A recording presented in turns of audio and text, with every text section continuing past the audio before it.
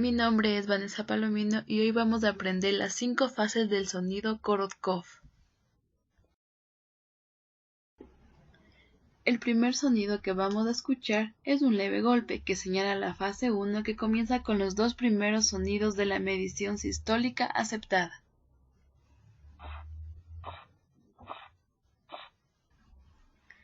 Al comienzo de la fase 2, este está acompañado de sonidos rígidos.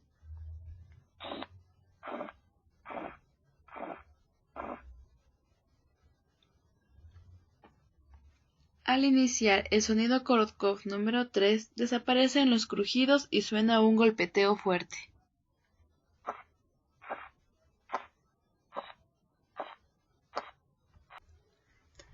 El sonido Korotkov número 4 es la medición diastólica aceptada en niños y el número 5 en adultos.